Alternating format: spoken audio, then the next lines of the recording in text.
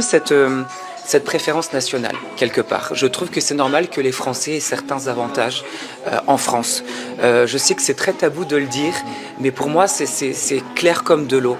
On est en France, on est français, on devrait avoir certains avantages. Or, ce qui se passe en 2025, c'est l'opposé, c'est le contraire. Donc c'est essentiellement pour ça, c'est pour les valeurs chrétiennes. Je suis nationaliste aussi.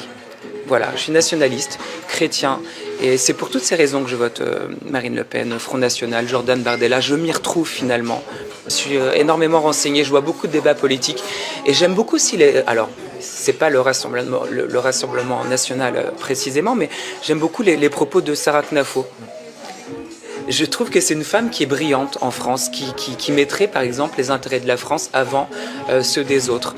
Pareil pour Marion Maréchal, je trouve qu'elle est brillante, je la trouve très intelligente. J'aimerais qu'il y ait une union des droites, parce que je trouve que finalement, si on mettait Sarah Knafo, Marion Maréchal, Jordan Bardella ensemble, l'union des droites, on pourrait redevenir un grand pays. Moi, je voulais demander pardon à Louise. Louise, c'est cette petite fille de 11 ans qui a été retrouvée ce matin à 2h30 du matin à Épinay-sur-Orge, dans un bois pas loin de chez elle.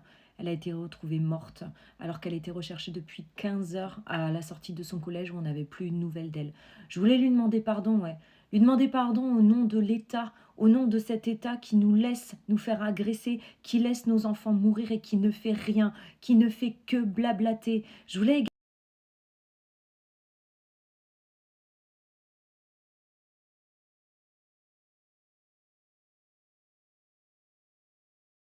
Celui qui a reconnu et compris toute l'injustice et tout le génocide de la vaccination et qui, malgré tout, fait preuve d'une obéissance de Stasi à l'égard des grands criminels est irrévocablement un co-auteur et un complice de cette bande d'assassins.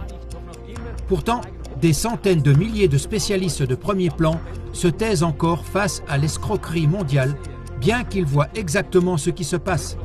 Par exemple, des dizaines de milliers de médecins et d'infirmières ont continué à administrer aux gens ces injections anti-Covid mortelles dévoilées depuis longtemps, alors qu'ils savaient et savent très bien ce qu'ils faisaient et font encore. Et c'est pourquoi ils se ménagent eux-mêmes, ainsi que leurs enfants, de manière ciblée. Je vous conjure de vous lever enfin et d'annoncer ouvertement la couleur. Mais jusqu'à présent, vous vous contentez d'observer passivement et de faire en sorte que ce ne soient plus les incendiaires démasqués qui soient pourchassés et punis, mais ceux qui ont dénoncé l'incendie. Vous chassez systématiquement et avant tous ceux qui ont dénoncé, à juste titre et au péril de leur vie, ces pyromanes meurtriers. C'est le cas de l'avocat vedette Rainer Fulmich.